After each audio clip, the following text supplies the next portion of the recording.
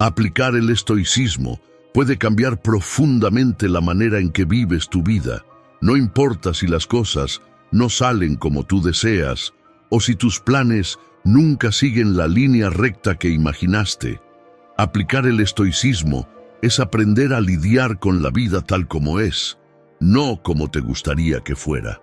Los estoicos fueron los primeros en entender lo que hoy llamamos inteligencia emocional, en explicar por qué reaccionamos sin pensar, por qué ciertos miedos nos frenan y por qué a veces tomamos decisiones que no tienen sentido. Ellos mostraron que la fuerza interior no es un don, es una práctica, algo que cualquier persona puede desarrollar. Por eso sus enseñanzas siguen vivas hasta hoy. Ahora vamos a explorar 12 lecciones de sus filósofos más grandes: Epicteto, Séneca y Marco Aurelio. Enseñanzas simples, directas y completamente aplicables a tu día a día. Cada lección puede ayudarte a entender mejor lo que pasa dentro de ti y a tomar decisiones que realmente cambian el rumbo de tu vida. Parte 1. Epicteto. Epicteto nació esclavo, pero nunca permitió que eso definiera quién sería. Él tenía una convicción simple y poderosa: la libertad empieza en la mente, no en las circunstancias. Y es exactamente por eso que, incluso viniendo del punto más bajo de la sociedad, se convirtió en uno de los maestros más influyentes de la historia, no porque buscara seguidores, sino porque buscaba verdad práctica, esa que aplicas hoy y sientes la diferencia mañana. Epicteto no enseñaba teorías vagas, enseñaba lo que funciona cuando la vida aprieta. Él aprendió con Musonio Rufo, entrenó su mente en la dificultad y pulió una sabiduría tan precisa que la gente atravesaba semanas de viaje para escucharlo hablar por apenas 2 horas. Piensa en esto. Padres enviaban a sus hijos, ricos se mezclaban con pobres, soldados se mezclaban con filósofos, todos buscando una sola cosa: claridad para vivir mejor. Hasta el emperador Adriano disputó un lugar para escuchar a Epicteto, y eso no pasaría si él fuera solo un filósofo más. Afortunadamente, un joven estudiante registró todo lo que Epicteto decía. Esas anotaciones viajaron siglos y llegaron a las manos de algunos de los hombres más resilientes de la historia. Marco Aurelio agradeció en su propio diario el día en que recibió ese libro. Theodore Roosevelt cargó a Epicteto mientras enfrentaba enfermedades y animales salvajes en la expedición del Río de la Duda. James Stockdale recurrió a sus enseñanzas para sobrevivir 7 años preso en un campo de guerra en Vietnam. O sea, no es exageración decir que Epicteto salvó vidas, literalmente. Y cuando termines este video, vas a entender por qué tanta gente lo convirtió en su guía y por qué tú probablemente harás lo mismo. Porque Epicteto no era solo sabio, era práctico, directo, firme y profundamente humano. Lección 1. Dicotomía del control. Epicteto creía que gran parte de nuestro sufrimiento nace de una sola confusión. Gastamos energía intentando cambiar lo que nunca estuvo en nuestras manos e ignoramos lo que sí podemos transformar. Por eso él dividía la vida en 2 partes, simples pero inmensamente poderosas: lo que no depende de ti y lo que depende de tus decisiones. Él decía que la claridad empieza en el momento en que aceptas esa división. Un vuelo atrasado, el humor de los demás, el pasado, la opinión ajena, nada de eso está bajo tu control, e insistir en eso solo te agota. Pero la manera en que actúas, cómo piensas, cómo reaccionas, cómo decides, eso es tuyo, completamente tuyo. Epicteto resumió esa fuerza en una frase que cargaba como brújula: la única cosa que podemos controlar son las decisiones que tomamos. Eso es lo que cambia el rumbo de tu día y poco a poco el rumbo de tu vida. Porque cuando te enfocas en lo que controlas, te vuelves más ligero, más rápido y más lúcido. y cuando sueltas lo que no controlas, sales de la pelea que siempre termina en derrota. Esa es la ventaja que Epicteto quería darte. Mientras muchos desperdician fuerza tratando de vencer lo inmutable, tú aprendes a dirigir tu energía hacia donde realmente crea movimiento. Sigues adelante sin perderte en lo que nunca dependió de ti. Lección 2. Tú decides cómo reaccionar. Epicteto decía que no son los acontecimientos los que nos derrumban, sino lo que hacemos con ellos dentro de nuestra mente. Y esta es, quizá, una de las verdades más difíciles de aceptar, porque le quita al mundo el poder que entregamos sin darnos cuenta, y te lo devuelve todo a ti. Él creía que cada hecho llega a ti neutro, como una hoja en blanco. Pero eres tú quien escribe encima de ella. Tú eliges si conviertes eso en ofensa, en drama, en carga o en algo que simplemente pasa. Piensa en una situación común. Alguien te responde de un modo seco. El hecho es solo eso, una respuesta seca. Pero la mente corre y llena los espacios. Me faltó al respeto. Está en mi contra. Me quiso humillar. Epicteto decía que ese proceso no es inevitable, es un hábito. Y todo hábito puede entrenarse. Para él, si alguien logra provocarte, el punto no es la persona, es la brecha dentro de ti. La verdadera provocación no está en lo que el otro hizo, sino en el juicio rápido que pusiste encima de lo que pasó. Es como una chispa, sola, no hace nada. Pero si cae en un lugar lleno de paja seca, el fuego se expande. La paja es el juicio. El fuego es la emoción que crece sin control. La provocación es solo la chispa. Epicteto quería que vieras que puedes apagar ese proceso en la raíz. Puedes elegir respirar antes de reaccionar, mirar antes de concluir, interpretar antes de herirte. Porque cuando controlas el significado, controlas el impacto. Albert Ellis, creador de la terapia cognitivo-conductual, decía que esa idea fue el pilar de toda su teoría. La psicología moderna solo comprobó lo que Epicteto enseñaba hace 2000 años. Y aquí está la clave que convierte esta lección en poder. No es el evento el que define tu vida, es el sentido que tú le das. Cambia el sentido y el peso desaparece. Cambia el sentido y ganas libertad. Cambia el sentido y nadie más tiene la llave de tus emociones. Al final, Epicteto no quería que fueras frío, quería que fueras libre. Libre del impulso automático, libre de la opinión ajena, libre de la interpretación que te hiere más que el hecho mismo. Y cuando entiendes eso, dejas de ser llevado por las circunstancias y pasas a elegir consciente y firmemente cómo quieres vivir cada momento. Lección 3. Permanece humilde. Epicteto decía que el orgullo es una de las trampas más peligrosas de la vida, porque te convence de que ya llegaste, cuando en realidad solo dejaste de avanzar. Para él, la verdadera sabiduría empieza cuando admites que todavía no lo sabes todo, que aún tienes cosas por aprender, que dentro de ti todavía hay algo que puede refinarse. Él repetía una frase que llevaba como recordatorio personal. Es imposible aprender lo que crees que ya sabes. Y eso no era solo filosofía, era una postura diaria. Epicteto observaba el mundo con la mente abierta, como quien camina por un sendero recogiendo pequeñas perlas que encuentra en el camino. Él sabía que la vida enseña todo el tiempo y que quien se cierra pierde justamente lo que más necesita. Es como una ventana que se tranca por dentro. El aire fresco está afuera, pero tú decides no respirar.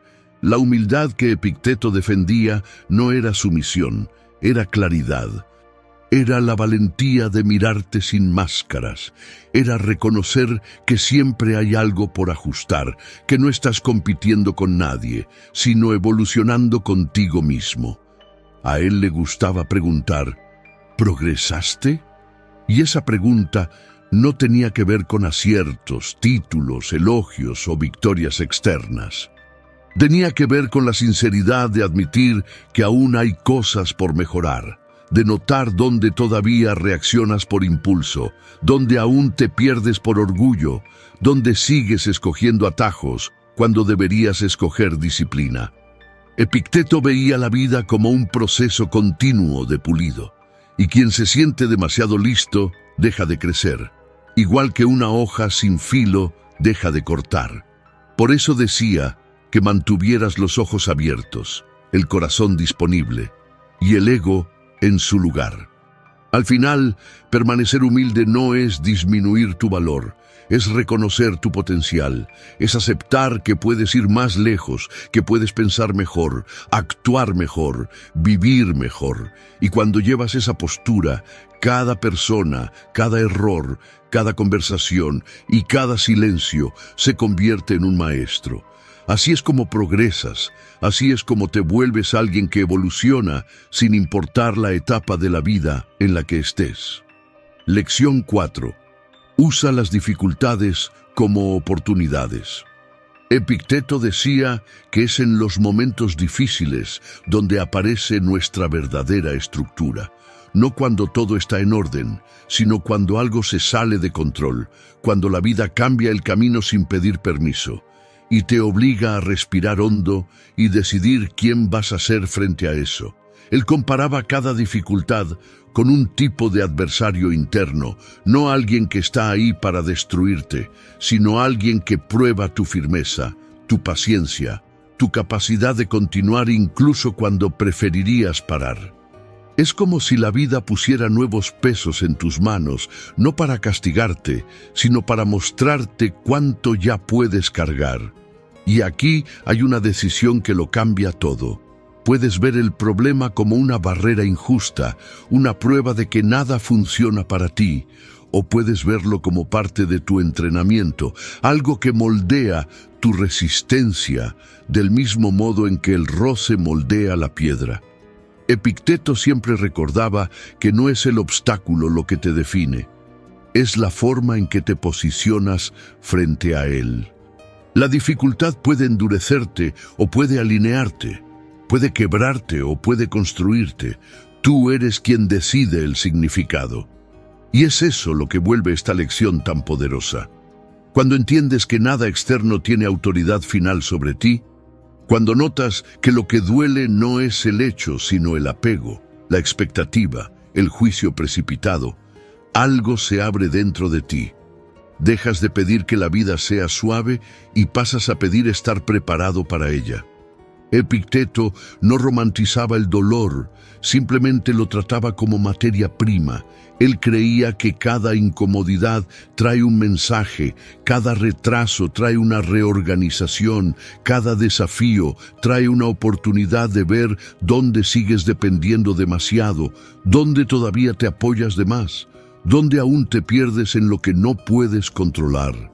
Y por eso decía, no esperes que la vida se vuelva perfecta para avanzar, alégrate por estar armando tu rompecabezas, pieza por pieza, incluso cuando nadie ve la imagen final.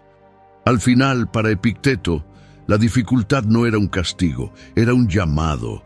Era la vida pidiéndote que crezcas, que te refines, que descubras que hay fuerza donde antes solo veías miedo. Y cuando entiendes eso de verdad, todo lo que pasa, bueno o malo, se convierte en impulso. Parte 2. Séneca. Séneca decía que la filosofía no era un adorno intelectual, sino un mapa, algo que devuelve dirección cuando el mundo de afuera parece venirse abajo. Y él sabía de lo que hablaba. Vivió en un imperio gobernado por el miedo, rodeado de violencia e inestabilidad, y aún así buscó y encontró un camino para atravesarlo todo con lucidez. Él leyó de todo hasta descubrir una escuela filosófica creada siglos antes en Grecia, el estoicismo. Allí, Séneca encontró lo que más buscaba, orientación práctica, una forma de mantener la mente firme incluso cuando todo a su alrededor parecía a punto de desmoronarse. Por eso empezó a escribir cartas y ensayos, porque se daba cuenta de que su propia claridad podía servir como un hilo de luz para quienes todavía caminaban en la oscuridad. Hablaba con familiares, amigos, jóvenes talentosos y con todas las personas que, como nosotros, buscaban simplemente una forma más sabia de vivir. Lección 5. Permanezca en la realidad. Séneca decía, hay muchas más cosas que pueden asustarnos que cosas que pueden aplastarnos. Sufrimos más en la imaginación que en la realidad. La vida de Séneca no fue fácil. Él nació con una enfermedad pulmonar crónica y vivió bajo los primeros 5 emperadores de Roma, cada uno más inestable y violento que el anterior. Fue exiliado, perdió todo y empezó de nuevo, 2 veces. Aún así, su consejo siempre era el mismo: permanezca en la realidad. Para él, la mente humana tiene el hábito de construir tormentas antes de que caiga la primera gota de lluvia.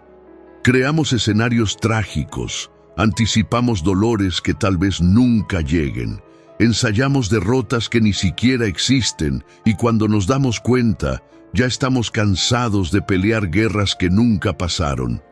Es como caminar con una mochila llena de piedras imaginarias. No importa que no sean reales, el peso se siente igual. Séneca decía que el dolor verdadero es inevitable, pero la tortura creada por la imaginación es opcional. Por eso insistía tanto en un movimiento mental muy simple. Mire lo que realmente está pasando, no lo que su mente está inventando. Preocúpese por lo que tiene enfrente, por lo que puede tocar, ver, resolver. Lo demás, los miedos fabricados, los escenarios exagerados, no merecen su tiempo ni su energía. Al final, permanecer en la realidad no es negar el miedo, es impedir que él gobierne su vida. Lección 6. Resistencia mental. Séneca decía que la excelencia desaparece cuando no encuentra resistencia. Así como el oro es probado por el fuego, el ser humano se fortalece con la adversidad. Él creía que demasiado confort debilita, y tenía razón. Quien nunca es desafiado se vuelve frágil, demasiado liviano para enfrentar el peso real de la vida. Le gustaba un ejemplo sencillo. Piense en un luchador recibiendo el primer golpe de su vida. Duele, estremece, tumba. Pero después de años de entrenamiento, el mismo golpe ya no tiene el mismo efecto. El golpe sigue siendo fuerte. Quien cambió fue él. La resistencia está en la mente, no en el impacto. Así pasa con usted. Cada dificultad que enfrenta, cada frustración que soporta, cada caída de la que se levanta, aumenta su capacidad de lidiar con el mundo. El dolor no se hace menor. Quien se hace mayor es usted. Por eso, Séneca decía, si usted pasó por la vida sin un oponente, nadie sabe de lo que es capaz, ni siquiera usted. Él no quería que usted buscara sufrimiento, quería que buscara crecimiento, que usted se pusiera todos los días un poquito fuera del confort, que eligiera desafíos que lo impulsen hacia adelante.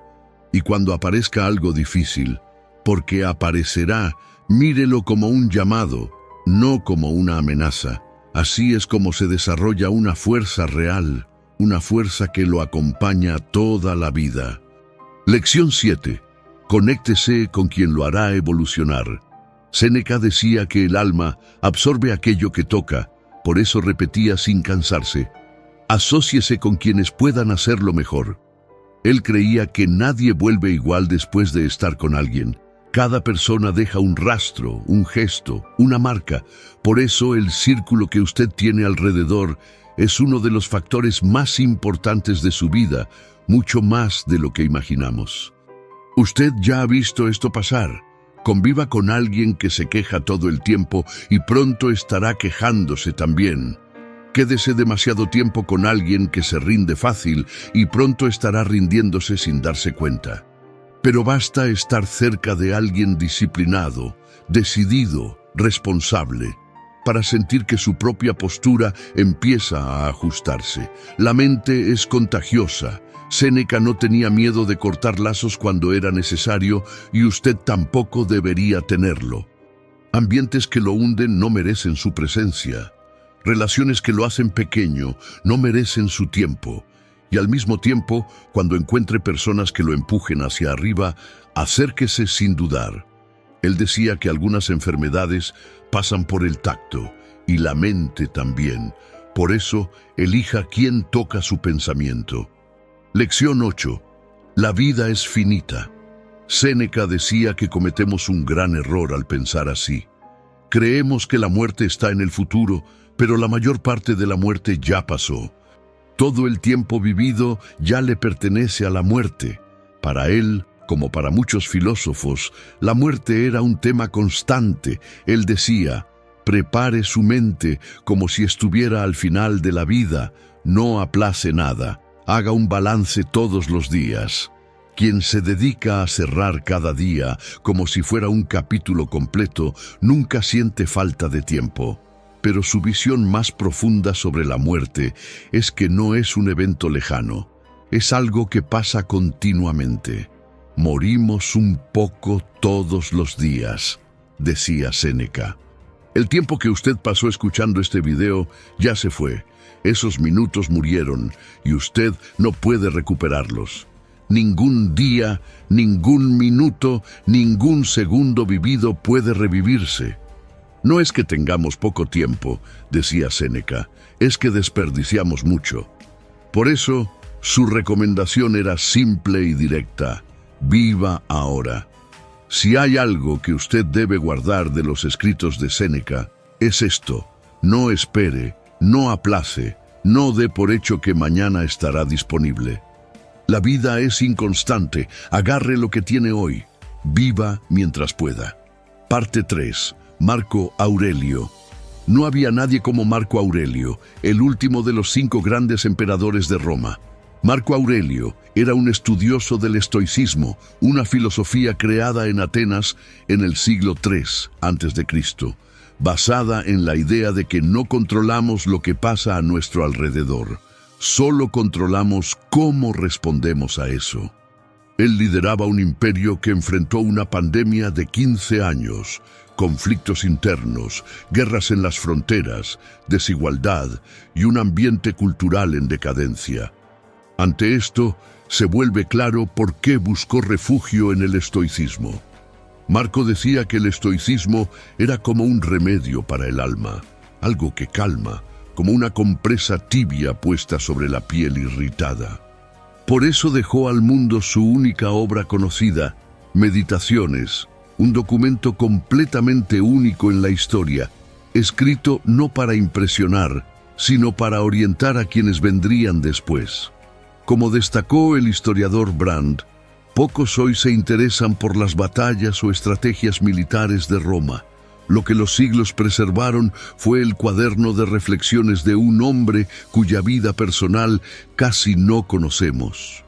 En el silencio de la noche, Marco anotaba no lo que había vivido, ni lo que haría al día siguiente, sino los principios según los cuales quería vivir, lo que esperaba de sí mismo, el tipo de persona que deseaba ser. Y justamente para eso existe el estoicismo, para funcionar como una medicina, disminuyendo el peso de la vida y fortaleciendo lo que tenemos por dentro. Lección 9. Despierta a tu vida. Al amanecer, cuando sentía dificultad para levantarse de la cama, Marco Aurelio se decía a sí mismo: yo nací para actuar. ¿Cuál es el sentido de quejarme si voy a hacer aquello para lo que existo? ¿O será que fui creado para quedarme acostado, calentándome bajo las cobijas? Este fragmento del libro 5 de Meditaciones es uno de los más reveladores.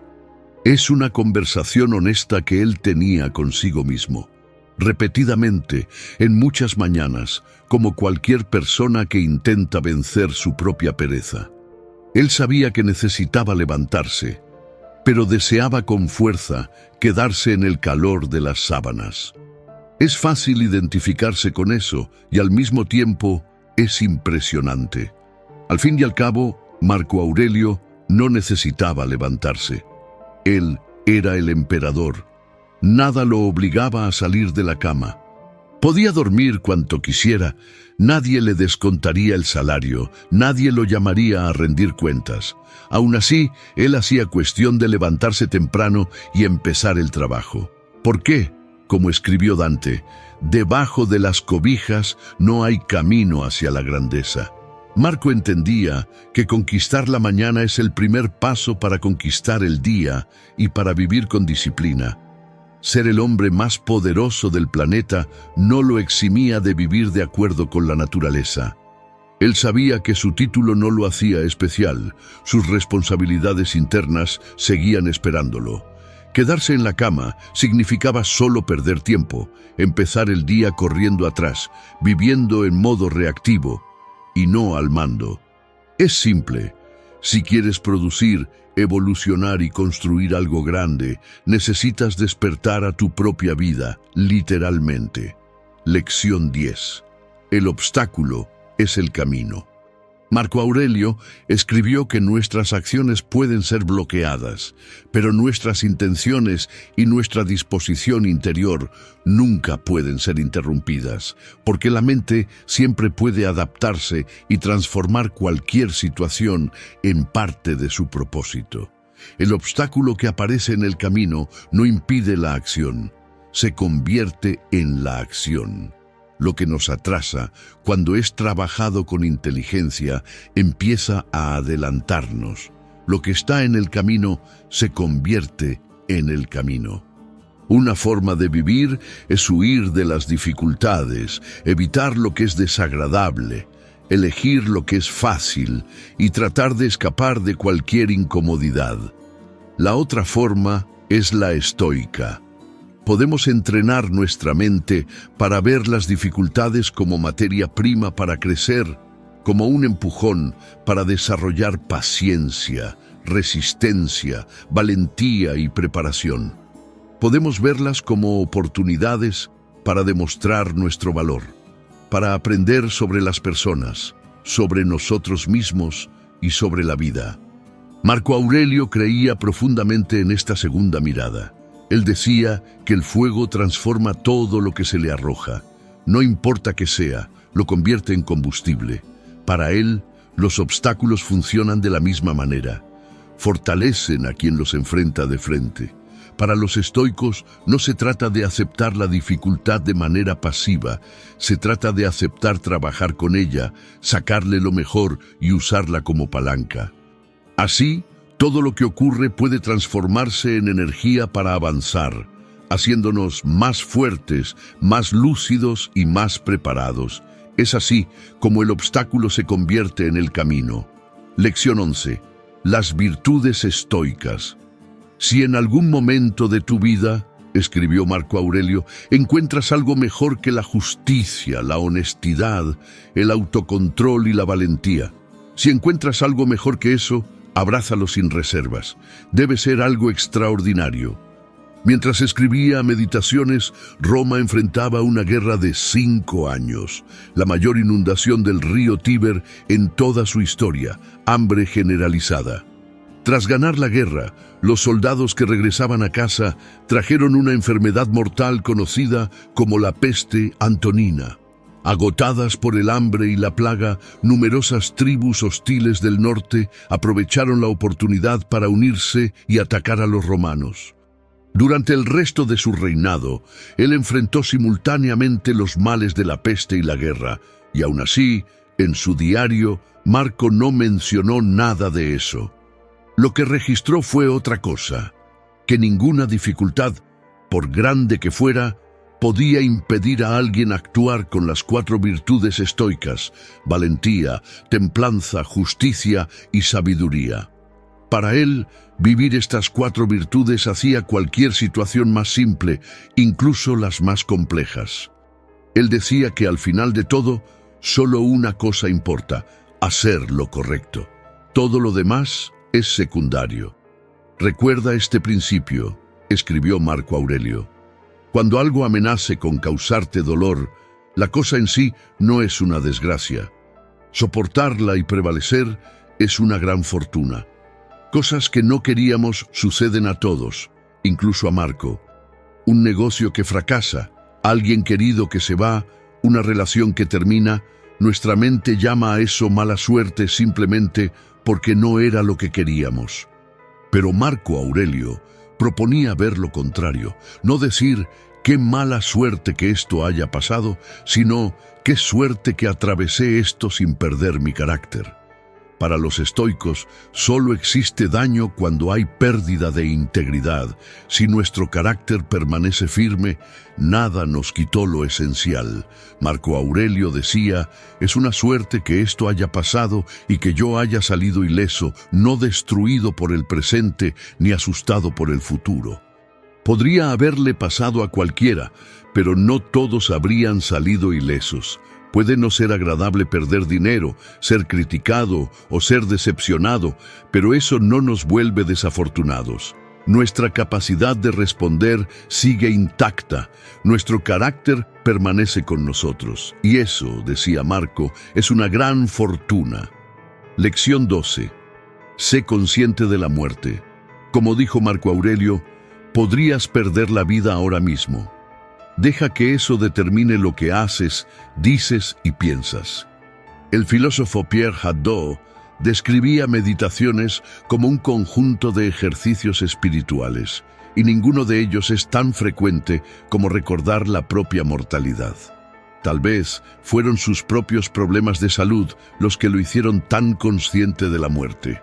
Tal vez Marco era tan consciente de la muerte por sus problemas de salud, tal vez por la pérdida de su padre en la infancia, tal vez por el dolor de perder 8 hijos, tal vez por la devastación de la peste antonina, que mató a millones de personas, o tal vez por la fuerza del memento mori, la antigua práctica de reflexionar sobre la mortalidad, una tradición que viene desde Sócrates, quien decía que filosofar es aprender a morir. La mayoría de las personas evita pensar en la muerte, parece sombrío, triste, incómodo, pero para los estoicos el objetivo era lo contrario. No es generar miedo, es generar claridad. No es causar ansiedad, es liberar. Es recordar que el tiempo es finito y por eso es valioso. Memento mori nos trae de vuelta al presente, nos muestra lo que realmente importa y reduce el peso de las preocupaciones inútiles. Marco Aurelio preguntaba, si recordaras que solo tienes unos minutos de vida, ¿escogerías gastarlos irritado, con miedo o perdido en distracciones?